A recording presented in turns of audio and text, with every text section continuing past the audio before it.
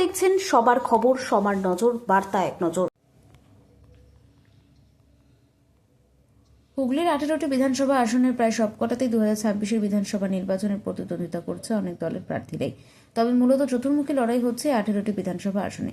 2026-এর 29শে April হুগলির বিধানসভা কেন্দ্রগুলিতে ভোট গ্রহণ হবে। ভোট গ্রহণের আগে গোটা জেলা জুড়ে 18টি আসনে নির্বাচনী প্রচার যুদ্ধ বেশ জমে উঠেছে। কোনো দলই কাউকে বিনা যুদ্ধে জায়গা ছেড়ে দিতে রাজি নয়। দলীয় কর্মী সমর্থকদের নিয়ে প্রার্থীরা তাদের মতো করে ভোটারদের মন জয়ের চেষ্টা করছে। গত 2রা এপ্রিল এবং প্রার্থীদের মনোনয়নপত্র জমা নেওয়ার কাজ শুরু হয়েছে প্রশাসনিক স্তরে।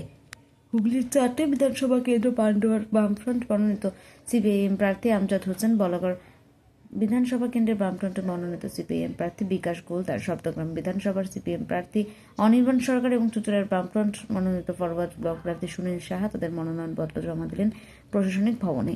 দলীয় নেতৃত্বের ঘোষণা মতে নির্দিষ্ট সময়ের মধ্যে দলীয় কর্মী সমর্থকরা চুঁচুড়ার ঘড়ির মোড় সংলগ্ন আকুন বাজারে এসে জমা হন। সেখান থেকে প্রার্থীদের নিয়ে মিছিল করে প্রশাসনিক ভবনের দিকে রওনা হয়। এই বিধানসভা নির্বাচনে জয়ের ব্যাপারে আশাবাদী চুঁচুড়া ফরওয়ার্ড ব্লক প্রার্থী সুনীল সাহা এবং পান্ডুয়ার সিপিআইএম প্রার্থী আমজাদ হোসেন। কি বলছেন তারা শুনবো।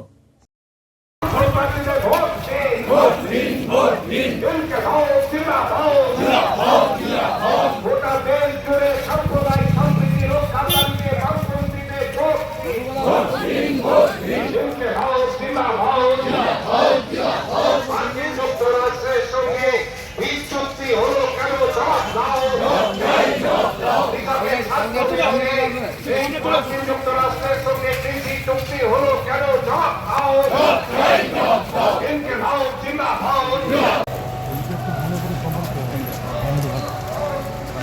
একটা কাউকে পাঠাতে হবে। এই জানা পান্ডুরা একটা কাউকে পাঠাতে হবে, আরেকটা কাউকে পাঠাতে হবে। পান্ডু যদি কী জন্য